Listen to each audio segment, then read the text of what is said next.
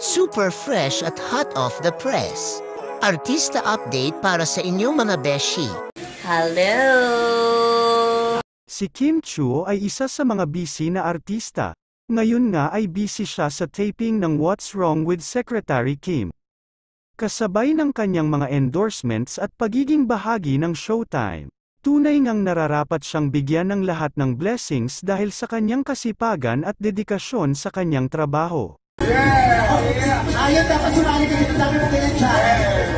Hello!